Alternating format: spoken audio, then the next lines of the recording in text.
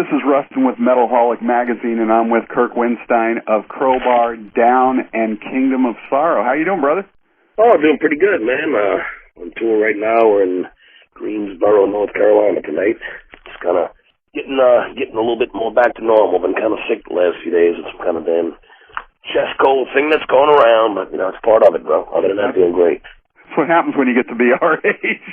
Yeah, that, and, you got you and 11 other people plus the driver on the bus, and, one guy gets hit, That's just part of the touring game, man. I'm used to it. I've been doing it forever, so it is what it is. Could be worse. Which project are you on tour with now? Is it Crowbar, or are you out doing the Kingdom of Sorrow?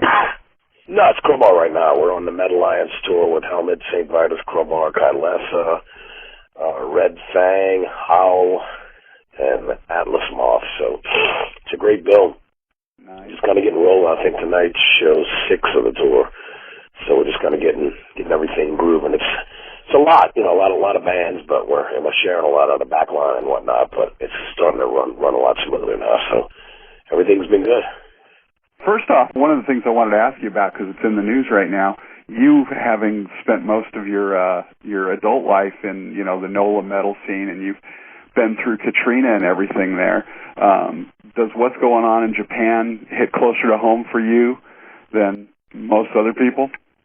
Yeah, absolutely. Except, a little I've been there because I was getting ready to go on tour. I'll see a little bit of updates of how horrible it is online and everything. It totally does, except it seems to be, this is an entire country basically, instead of just a city. But we can feel for them, I think, because we had a junior version of that same type of catastrophe, So all my thoughts and prayers go out to it, man. And I hope, I've only been to Japan once, and I thoroughly loved it. And I hope to God, everything can be okay. They can get everything happening.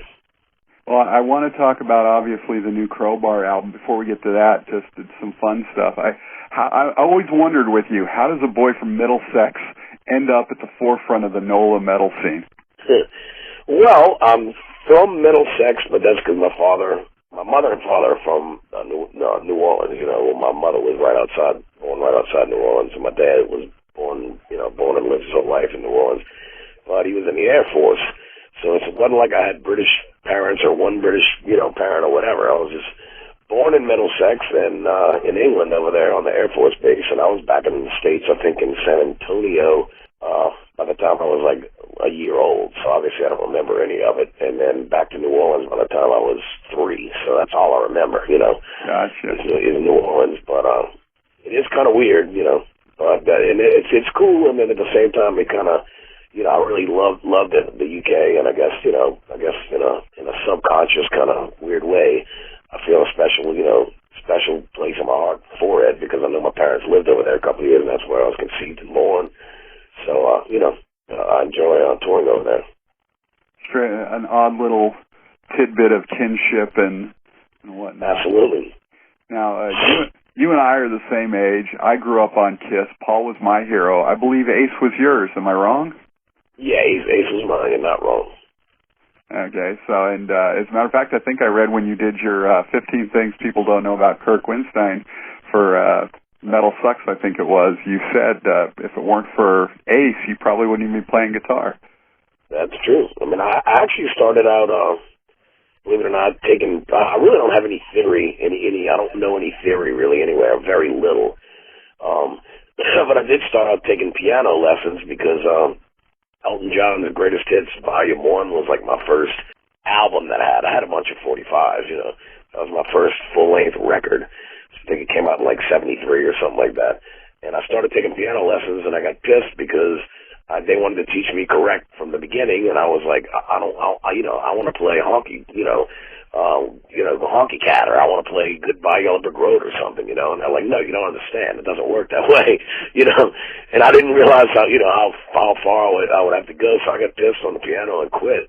And then, I started getting into all the other stuff, and then when Kiss hit, it was the visual, as of course, caught my eye at first. But when I heard it, and I think Kiss Alive 1. That was right. I was 10 years old at that time. That's right when I really started getting into it. So that's when I went to grabbing the old tennis racket and air guitar, and it do a live one. I mean, I've worn out, or at the time at least, over about a 4-year period from 75 to 79, I probably went through 3 or 4 copies of a live one just from playing it so much, scratching it and wearing it out, you know. So that was kind of like what sold me on wanting to play guitar. And, well, so if you were ever to cover a Kiss song, what song do you think it would be? Believe it or not, we've kind of been screwing around here and there with Strange Ways off of Hotter Than Hell. It would have to be one of the old ones. I mean, you know, as time progressed, I continued to get all the records and to still enjoy them.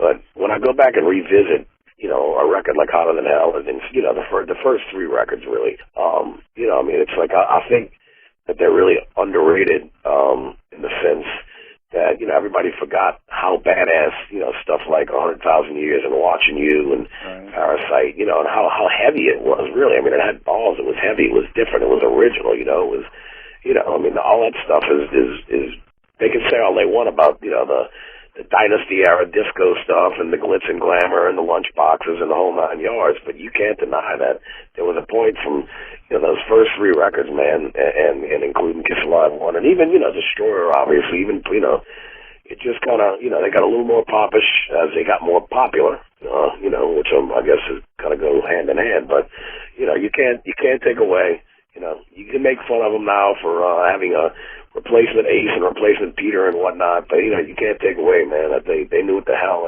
that they were doing on those first 3 records. That was serious, classic, heavy, you know, ballsy fucking rock and roll. Absolutely, and I'm much the same way. Classic Kiss is always the best Kiss, but loyalty, I'm a diehard. I buy everything they put out, but... Oh, yeah, I mean, I do draw the line at buying stuff that I can tell is Tommy Thayer and Eric Singer, like, in stuff, you know, new merchandise, but if it's still got the Ace and Peter stuff, I mean, God knows how much stuff I bought, you know, and I'm still loyal to them. I don't blame them for doing it. It's just, you know, it's almost to the point where it's like, well, why not? You know, I mean, they've been around so long, they've done it. What the heck's the difference? At least it's keeping, you know, the music alive and the whole feel of it, you know. Absolutely. Well, let's talk about the new Crowbar album, Sever the Wicked Hand. It's the first in 6 years pre-Katrina. Why did it take so long for the new record, and how has your personal mindset and the whole NOLA metal scene in general changed over that period? I mean, for me, really, I've been so busy. You know, it's really taken so long because of how busy I've been with Down and, you know, a bit with Kingdom of Sorrow. We were able to knock out 2 Kingdom of Sorrow records in between the last Crowbar. Excuse me, but, you know, Down became my full-time, you know, main thing, and you know, for 4 years, you know, 2006, 7, 8, 9, and into part of 2010. That was my main thing. So it was. I just think, you know, my mindset really. I don't think it's really changed. I mean, me personally, you know, I've gone through a lot of personal stuff and really just tried to get a different focus and just make lifestyle changes. Just, you know, just to get everything in order. You know, really. And, you know, for me, it was just, I couldn't wait to really get to writing the Crowbar because, you know, I mean, as much as I love my other bands, Crowbar is my vision, my creation, it's my baby, you know.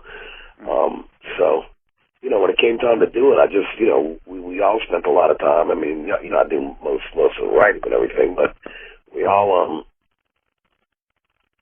spent a good amount of time, you know, like working, and just we realized this has to be the best Crowbar record we've ever done, you know, or to us, you know, at least up there, as good as any of them, because there was really a new interest in Crowbar, having been around so long. A lot of bands having cited us as big influences, as being a big influence.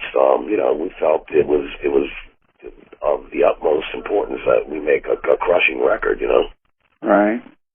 And, I mean, has the scene is it really started to rebound now since Katrina?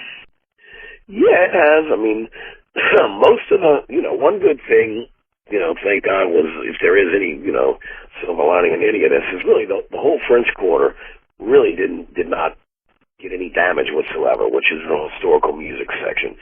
A lot of the uptown area where all the old historic, you know, bars really did not get damaged all that hard. So as far as the music scene, you know, it was obviously crushed when the hurricane hit. There was nobody living there. There was no electricity. There was, you can go on and on. You get the picture. And a lot of musicians had to leave town to make money. I mean, us personally, the hurricane hit on August 29th. I was unable to even get to my gear in my rehearsal room until December 17th.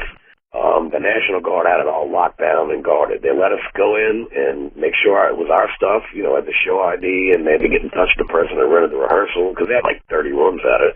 And that was it. They said, we'll call you when you can come get your stuff. So, I mean, you couldn't do anything. They would not let you take it. They said there was a gun on you. You're not going to try to grab it and run, So whatever you had laying around the house, I had, of course, all my stuff wasn't there, and I was able to get up to Connecticut and do some jamming with Jamie and finish up the first Kingdom recording, where, shortly after Katrina.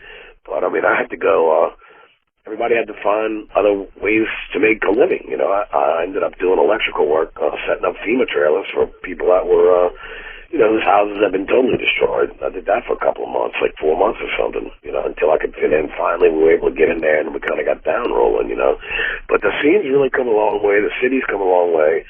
And it's all up and running, full time now.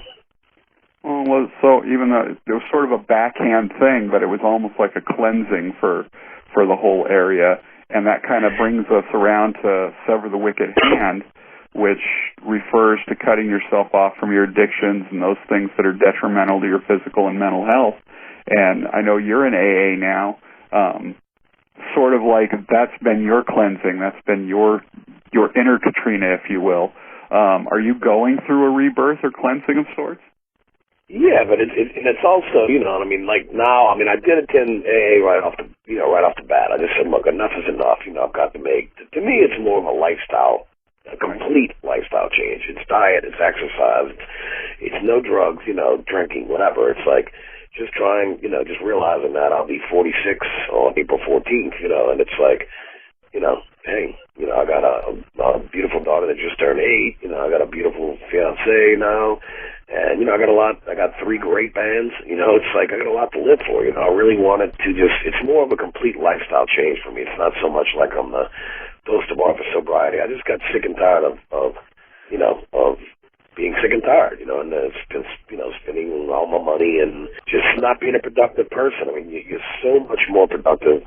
Or at least for me, some people are productive on drugs and even while drinking, whatever. For me, I never was. It just got in the way of everything positive and everything that I wanted to do. Right. So I just said, you know what? It's not going to control me anymore, and I just moved forward, man.